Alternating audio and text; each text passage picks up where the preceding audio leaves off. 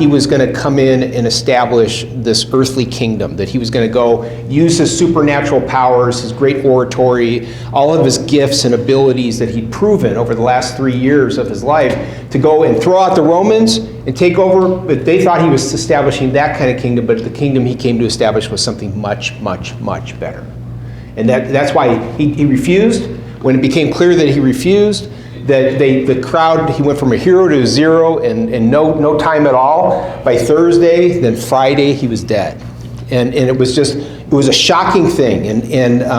But today we're going to continue this 4-week journey that we've been talking about all the aspects of what he did on his way to the cross. And today we'll be looking at some of the things he did while he hung from the nails on that cross. But before we get there, I want you to think about something with me. One of the dreams of companies, this has been true for decades, is to come up with a logo that gets indelibly fixed in people's minds. You know, that it's a logo, it's a symbol, it's an expression that people associate with that brand, and it makes them kind of have this heart appeal where they want to be associated with what that logo represents and buy whatever it is the company's selling, right? Let me give you an example of a successful logo. What's that? Nike. You know, I did a little research on the swoosh, okay? That was established in 1971, okay? By a student at Portland State University named Carolyn Davidson. You know how much she was paid for the design as Nike was getting going? $35. $35, that's what she got. For coming up with this logo that Nike is the Greek word for victory, okay? And it's this idea that we associate that with winners, which means we're willing to pay a little bit more, maybe sometimes a lot more, for something that has that logo because we want to be associated with that, right? Here's another one. See that one?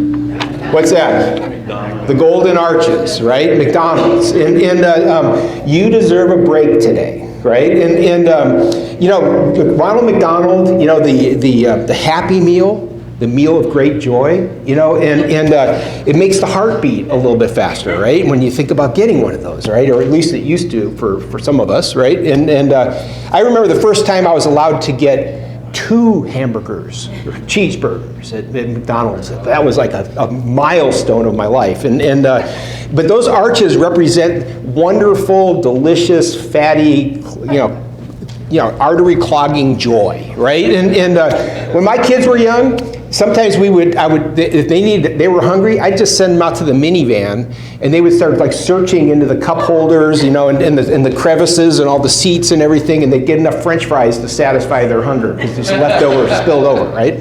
How about this next symbol?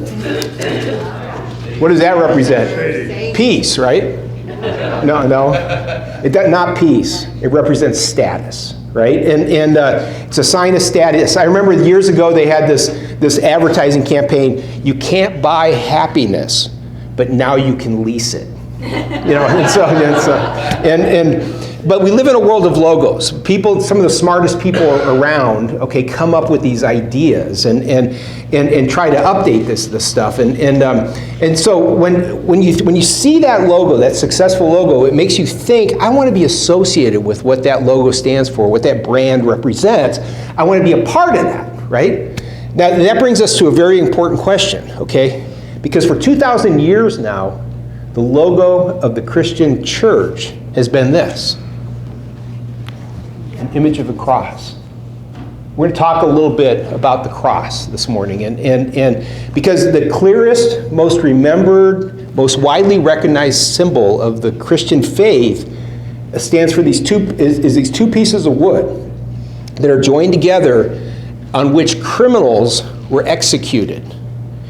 An instrument of death is our corporate logo, if you will, okay? And if you're a follower of Christ, and I hope you are, that's the logo that we're designed to build our lives around. And of course that screams why, okay? Of all the things in the world, why a cross? I mean, if you were going to try to create a movement that would attract men and women from all places of the world to sign up for, to be a part of, why would you choose something like this? It'd be like SDG&E, okay, having their logo be like an electric chair. You know, and their slogan could be, "The power is on, baby," right? You know, and crosses, though, are so common, right? Yeah, I'm sure some of you are wearing them right now. You can buy them at Target, you know, for jewelry, or really fancy ones, expensive ones. But it's easy to forget what a shocking symbol it actually is. Another thing about crucifixion, we've been talking about this for the last few weeks. Crucifixion, putting somebody on a cross, was a cumbersome kind of deal. It required a lot of manpower, which meant it was expensive. It required at least, 4 soldiers and then an officer to oversee them, and it was time consuming. It took hours. Sometimes people would hang on those crosses for days until they finally succumbed to their injuries and suffocated. Why would you use a crucifixion? Well, it was for 2 simple reasons. It was what the government wanted to do was to maximize the humiliation and to maximize the pain. That's what it was designed to do. So a crucifixion was used, they weren't allowed to use it on Roman citizens because it was so cruel. They would only use it on non-Roman citizens of areas where the Roman Empire had gone and conquered. And what they wanted to do was come up with a way of killing people that involved public humiliation and copious amounts of pain as a deterrent. Because they didn't want people rebelling against the Romans. They didn't want them committing crimes. And they wanted those societies to actually be kind of peaceful and docile. And because people, when they're occupied by a foreign power, sometimes what they want to do is they want to gain their independence, right? They want to push back and at least have symbols of pushing back. So crucifixion was most often used in cases of insurrection or treason, but also for other things, and we'll see that today. So it's easy to forget that what the cross stood for was not a sign of a winner. It was a sign of death. It wasn't a sign of abundance. It was a sign of ultimate loss. It wasn't a sign of status. It was a sign of it was the ultimate expression of humiliation and pain.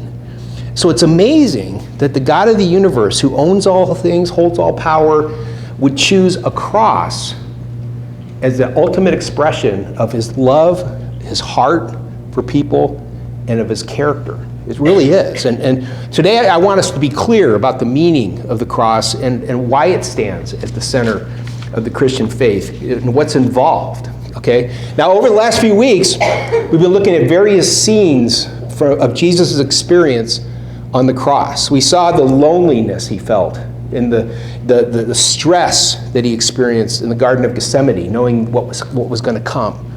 The abandonment he felt by the crowds because they turned on him. And at the end of the week, of that week after he entered Jerusalem, they were saying, "Crucify him, crucify him." Before they were saying, "Hail King." And the betrayal he also experienced, the loneliness of betrayal and the denials of those who were closest to him, and the injustice that he experienced in that legal system of the day. And then we've experienced the pain that he suffered. He was whipped, he was beaten, he was mocked, and then he stumbled under the heavy weight of the cross. And then last week we saw the attention he gave to the needs of others. And even while he was going through all this, his last words, we saw that there was a group of women who were mourning what was happening to him and bemoaning it. And he warned them, he gave them a sober warning to this group of people about trouble that was going to be coming into the world because of what was going on here. And then he prayed for these soldiers who nailed him to that cross. Can you imagine? Can you imagine executing somebody like that today? Putting a big spike putting their feet on top of each other and putting a big spike there, and then through their wrist bones, nailing them to this cross? My gosh. And he prayed for the soldiers who actually did the deed. And he said, "Father, forgive them, because they actually don't know what they're doing. They're ignorant in what they're doing." And then we even learned about the assistance he received from a North African man, a guy named Simon, from this place called Cyrene, which is modern-day Libya. And he just happened to be coming by, and the soldiers enlisted him because of the weight of the cross. They enlisted him to help Jesus carry it a stretch so that they could actually go fulfill their orders and do the thing that he had. But what we learned was that the cross, that Simon later and his whole family, it later ended up relying on the cross of Christ for their salvation. And he got to assist him in the carrying of it. So even as he was doing all this, he was still helping other people. And today we're going to witness the last 4 scenes of the crucifixion. And we're going to see how he continued to serve others all the way to the end. He's hanging there on that cross from these nails now. And in the station 11 is this: Jesus promises his kingdom to a thief. Okay, so what happens, let me read the passage out of Luke 23. One of the criminals hanging beside him, so he was crucified with 2 criminals. They were thieves. One of the criminals hanging beside him scoffed. So you're the Messiah, are you? Prove it by saving yourself. And oh, by the way, save us too. Why don't you prove who you really are? And the other criminal, his partner in crime, was looking at what he was doing, and now they're dying up here. And he says to him, don't you fear God, even when you've been sentenced to death? We deserve to die for our crimes, but this man, he hasn't done anything wrong. And then he said to Jesus, Jesus, remember me when you come into your kingdom. And Jesus assured him, he said, I assure you today, you will be with me in paradise. Just like that song, that last song that we sang. Now these 2 guys, they'd walked the same path in life. They both chosen an illicit path, a life dedicated to ill-gotten gain. And now they're both facing the same consequences, the end of their lives through this gruesome death of crucifixion. But now their path intersected with the path of Jesus. All of a sudden they're with him. And it was here on the cross that these 2 thieves, their paths diverged. They took separate paths. One of them scoffed at Jesus, and he was still on a self-serving, cynical, bitter path in life. So you're the Messiah, are you? Why don't you save yourself? And why don't you save us, too, while you're at it? And the other guy objected. He's taking a different path now to the disparaging comment his partner made towards Jesus. He basically told his partner to reform himself. This is the end. Don't you fear God even when you've been sentenced to death? And he defended Jesus, admitting that he had walked a crooked path in life. He said, to his partner, he said, we deserve to die for what we've done. But recognizing the injustice that was being done to Jesus, he said, this man, he hasn't done anything wrong. And seeking a reason for hope, he ends up speaking words of faith to Jesus. He says, Jesus, remember me when you come into your kingdom. And Jesus responded with words of hope. I assure you, today, you will be with me in paradise. To the end, Jesus kept keeping his focus on the needs of other people. If I was hanging up there, I don't know if I could have done that, right? Do you go through hard times in life sometimes? What does it tend to make us do? Become a little bit self-absorbed and worrying about, I got big enough needs, man. Right? And he speaks these words of faith, and Jesus responds to him with words of hope. And I think in this, Jesus modeled for us the right way to live. Now, the truth of the matter is, my wife's a middle school teacher. I constantly have to remind her, you can't reach everybody. She wants to reach all of her students, and you can't reach everybody. Not everybody can be helped. Jesus couldn't help the scoffer in that moment, but he had the presence of mind to cut through his own suffering and pain and deal with somebody that he could help. And instead of wallowing in self-pity, Jesus modeled servanthood to the end. He spoke words of hope to the one who he could help. And I think this is what Jesus meant when he said a couple times in his public ministry, he said, if anyone would follow me, they must deny themselves and take up their cross daily and follow my example in life. This is what he meant. And I just want to ask you, have you considered yourself to think of yourself in this way? Because he said, this is what's required of somebody that's going to follow me. You have to take up this attitude that says, I'm going to focus on the needs of others around me. And have you chosen to be a person of the cross? Have you chosen that? The world doesn't need, the one thing the world doesn't need, especially right now, is people of faith spreading a gloom and doom message. Can I hear an amen? Amen. Oh yeah, I'm a Christian. The world's going to hell in a handbasket. Can you believe it? And then we're just, rah. How is that helpful? It's not helpful at all. And how is that consistent with what he's called us to do? It's not. Your friends, your neighbors, your workmates, your classmates, whatever situation you find yourself in life, they need the kind of, you can have hope in the hope of heaven kind of talk. That's what the world needs. We need words of hope spoken. And the cross is a reason for hope.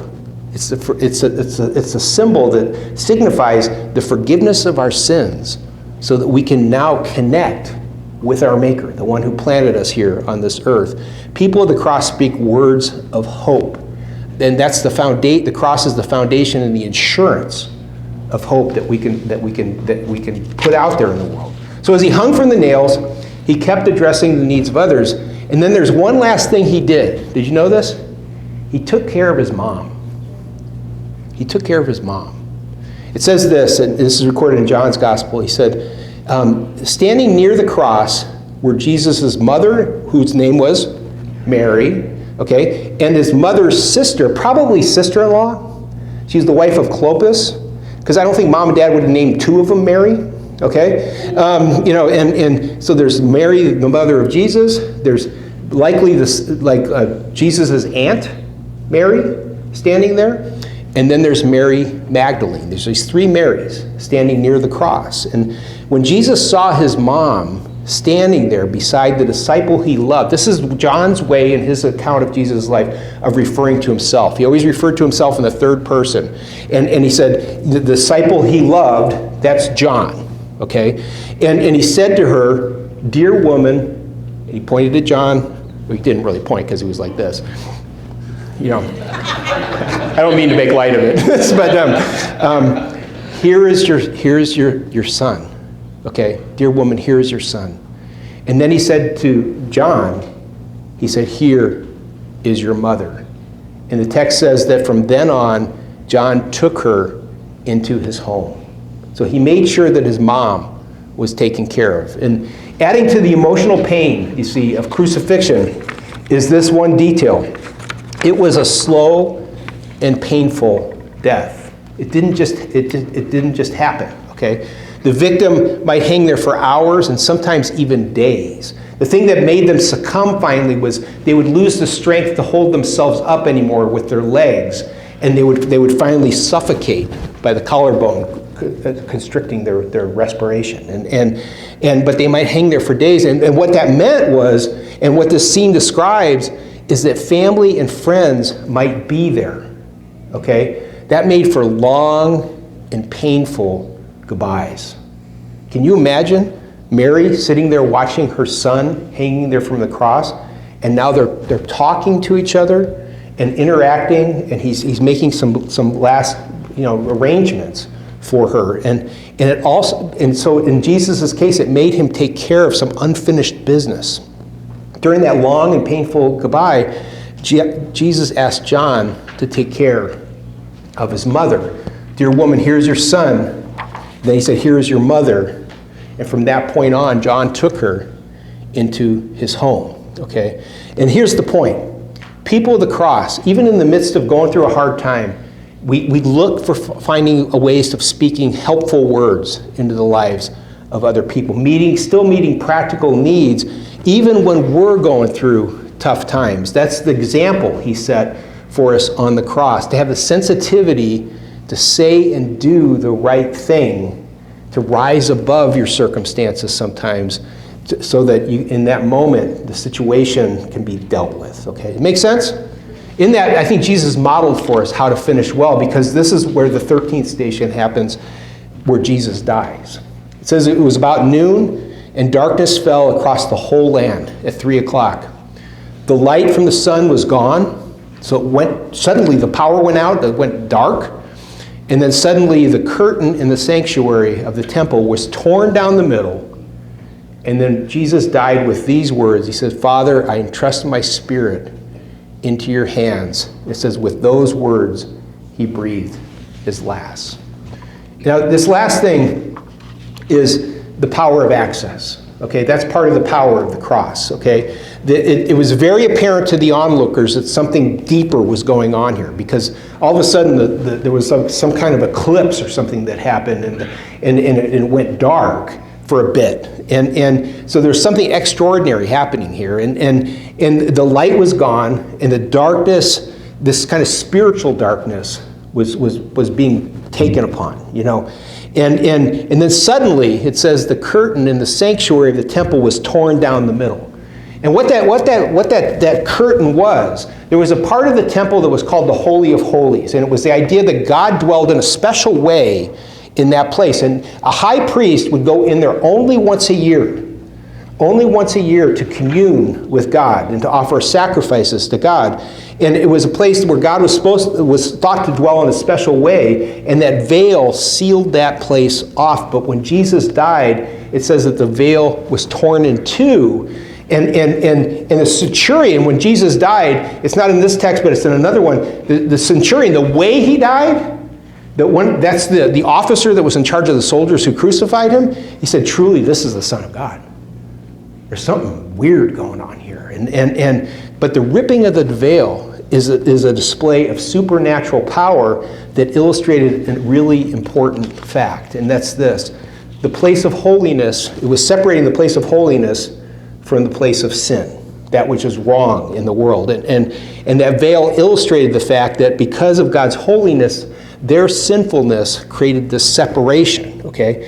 And when the veil was ripped in two, what that symbolizes is we have full access to God. That's the idea.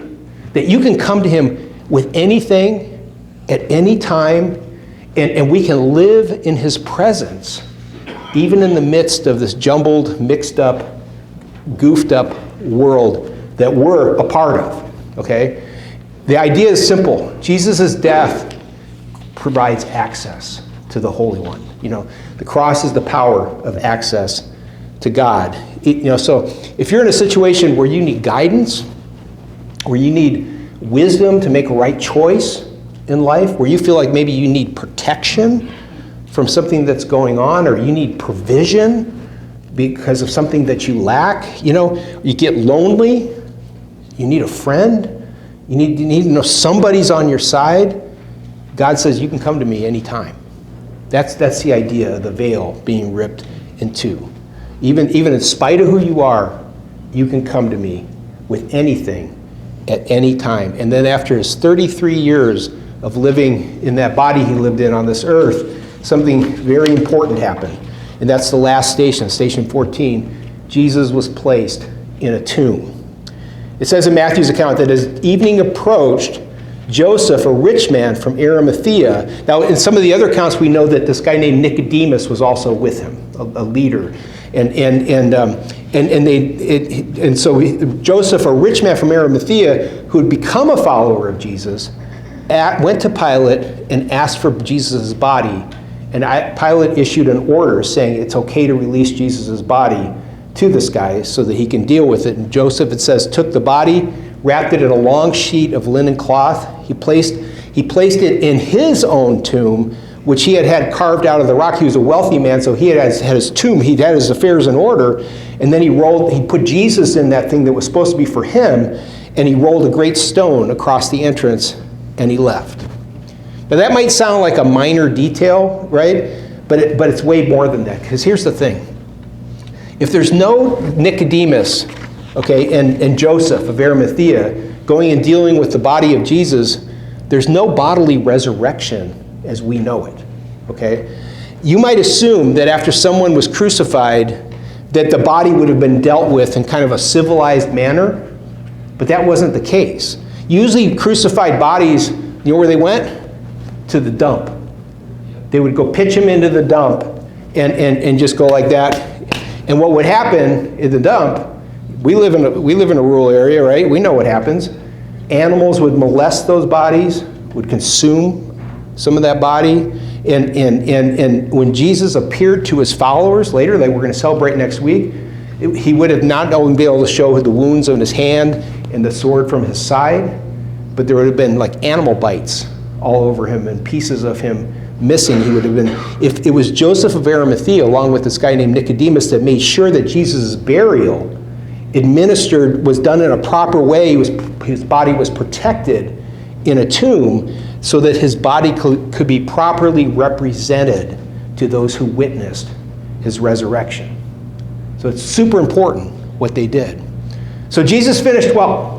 And there's lessons for all of us in that. I think, that the biggest one I walk away with is just this, really simply, that in the midst of physical, emotional, and unbelievable spiritual pain that we can only imagine, he kept looking for ways to bring benefit and help into the lives of others.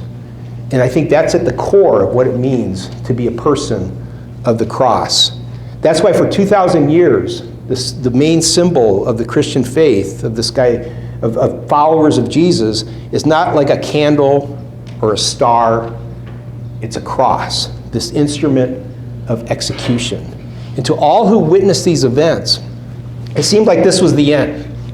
It seemed like he was finished. But the text says at the end that Mary Magdalene and another Mary, not the mother, but the other Mary, were sitting across from the tomb, and they watched where they placed him. They knew where he was buried, and that's a super important detail, because these two Marys saw where they laid them. They knew the location. And the sun had set at this point, which means it's the beginning of the Sabbath, where no work was supposed to be done. But during the Sabbath, these two ladies came up with a plan on how they were going to continue. They were going to try to return to the tomb and give him a more proper burial and final resting place. But when Sunday morning came and the Sabbath was over, they returned to the tomb and they discovered something that shocked them. And it's been shocking to the world. It's reverberated through the world ever since then. We're going to discover next week what they found when they went back to the tomb. Let's pray together. I want to give you an opportunity to express to God your personal need for the cross. If these words reflect the attitude of your heart, please repeat them with me. Lord, I acknowledge my sinfulness. And Jesus, I thank you for your incredible sacrifice for me on the cross. I need what you did for me, because there's a real sense in which it was really my sin that put you there. But it was also your love and your desire to live in relationship with me that put you there. Lord, I am doomed without your sacrifice. So it's with gratefulness, it's with happiness that I accept the gift of forgiveness. And I pray that you teach me how to live a life that's worthy of this amazing gift. It's in your name we pray, Jesus. Amen.